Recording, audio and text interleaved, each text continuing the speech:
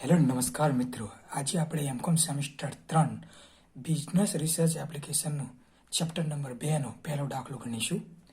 અહીંયા આગળ આપેલું છે કે નીચે માહિતી પરથી ખાતરોની અસર જાતિ સમાન છે કે કેમ તે તપાસવાનું છે. ઠીક છે, તો તેના માટે આપણે એક પૂર્વધારણા લખી દઈશું કે S0 = ખાતરો સમાન છે. ઠીક છે, હવે આપણે નીચે લખી દઈશું ખાતર છે A, B અને C. પછી ઉપરની આપણે રકમ લખી દઈશું 1 4 3 3 6 5 4 2 7 3 5 6.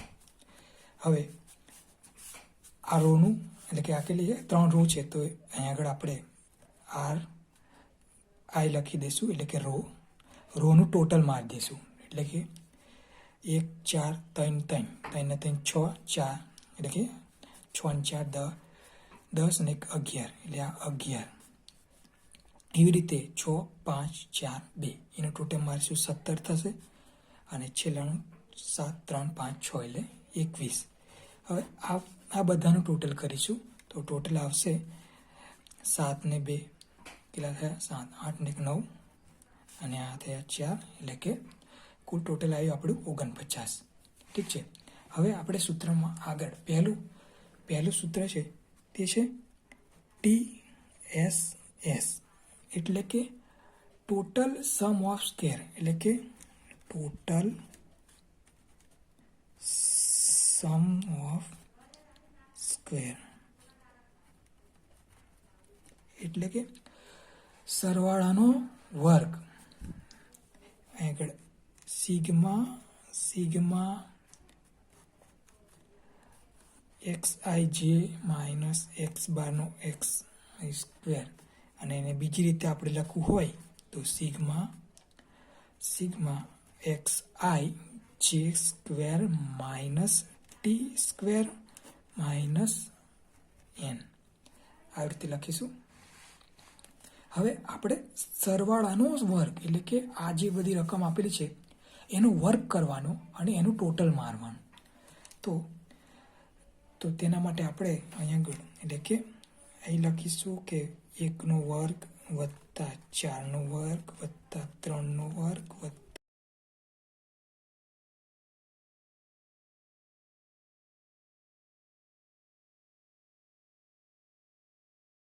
આ બધા વર્ગોનો સરવાળો કરવાનો. તો કેટલો સરવાળો આવે અને એમાંથી ટી માઇનસ એટલે કે ટી સ્ક્વેર ભાગ્યા n આ એમાંથી શું બાદ કરવાનું તો કે આ વસ્તુ આપણે એમાંથી બાદ કરવાની છે.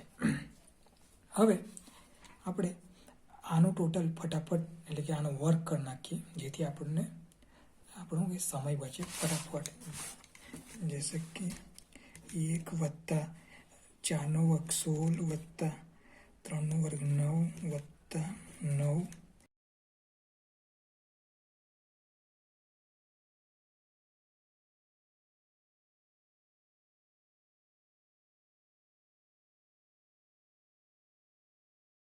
હવે આનું ટોટલ આવશે આપણું 235 અને માઇનસ આ જે ટી સ્ક્વેર એટલે કે આપણું ટોટલ આપણું 49 એનો સ્ક્વેર 49નો સ્ક્વેર અને ભાગ્યા n એટલે કે ટોટલ અવલોકન સંખ્યા. તો માટે અહીં આગળ 49નો સ્ક્વેર ભાગ્યા 12 49નો સ્ક્વેર કરીશું તો કેટલા આવશે 49 ગુણ્યા 49 કરીએ આપણે તો આવશે 2401 ભાગ્યા 12.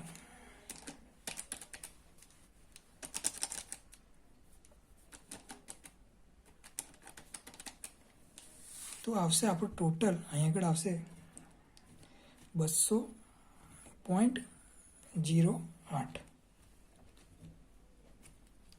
આ આપણું શું મળી ગયું ટી સ્ક્વેર ભાગ્યા n. એમાંથી આપણે બાદ કરવાના છે 235. ઠીક છે। તો જે આપણે 235માંથી 200 માઇનસ કરીશું તો આપણને મળશે 34.92। આ આપણું મળી ગયું TSS, total sum of square, આપણું પહેલો ભાગ મળી ગયો। હવે બીજું શોધવાનું છે RSS, ઠીક છે। તો RSS એટલે કે રો સમ ઓફ સ્ક્વેર, એટલે કે રો સમ ઓફ સ્ક્વેર શોધવાની છે।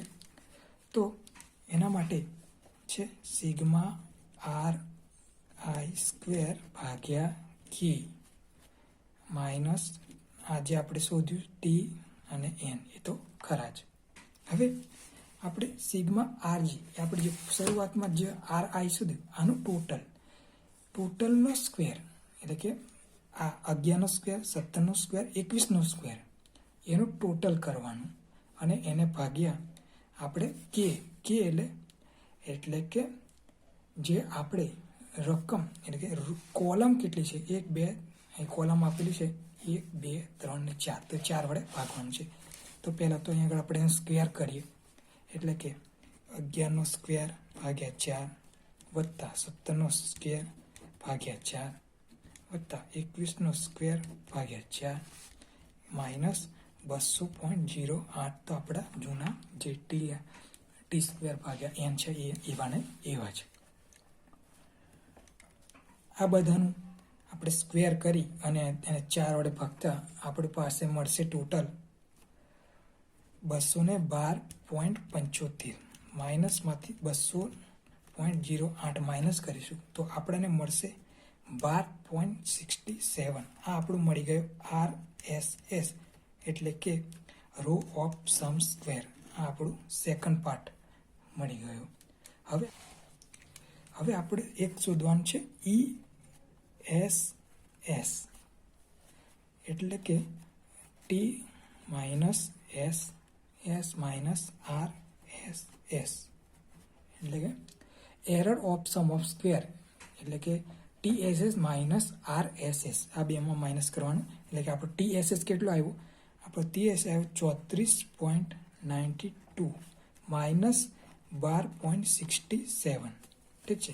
આમાંથી બાદ કરીશું તો આપણો રકમ મળશે 22.25, ઠીક છે। આ આપણો આવી ગયો ESS। 3 વસ્તુ આપણે શોધી કાઢી। હવે આપણે જે રકમ શોધી છે એને ટેબલમાં મૂકવાની છે। એ ટેબલનું નામ છે એનોવા ટેબલ, ઠીક છે। તો અહીં આગળ પહેલા આપણે લખીશું ચલન, બીજું આવશે SS, ત્રીજું આવશે D.F, ચોથું આવશે MSS, પાંચમું આવશે FC એટલે કેલ્ક્યુલેટ વેલ્યુ અને FT વેલ્યુ। અહીં આવશે પહેલામાં લખીશું હાર વચ્ચે, પછી આગળ દોષ અને છેલ્લું કુલ। અહીં આગળ પહેલાં આપણે કુલ લખીશું, એટલે કે આપણે જે ટોટલ સમ ઓફ સ્ક્વેર શોધ્યા તે અહીં આગળ લખીશું, એટલે આપણે 34.92 આપણે જે મળ્યા તે।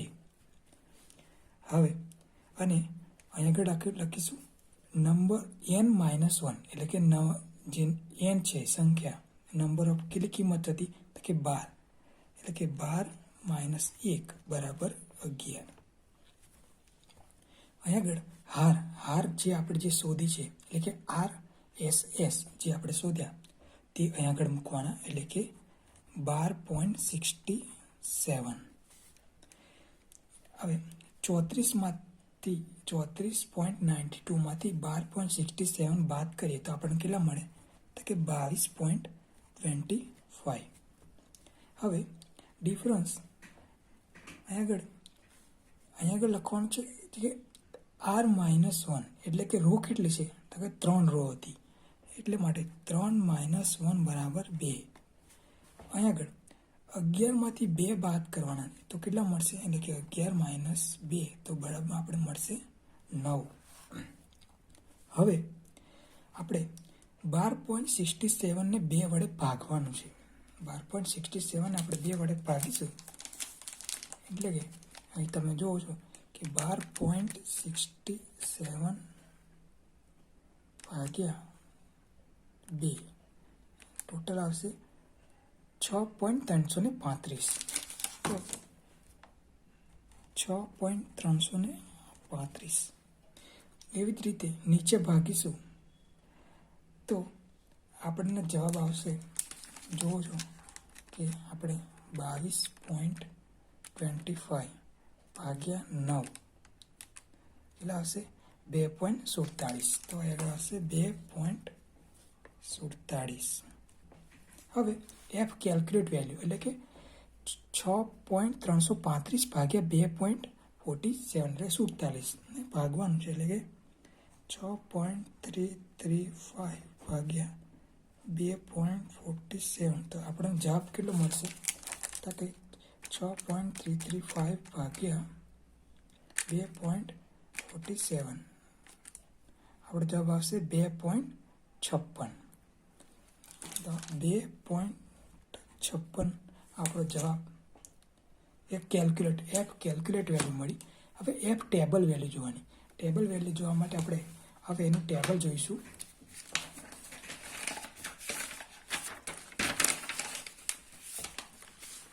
અહીંયા આગળ અહીં જુઓ છો તમે બે પહેલી વેલ્યુ 2 છે, બીજી વેલ્યુ 9 છે.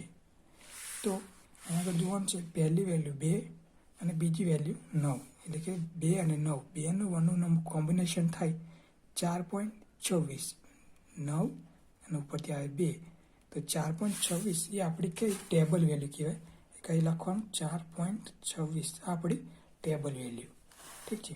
માટે અહીં એચ નોટનો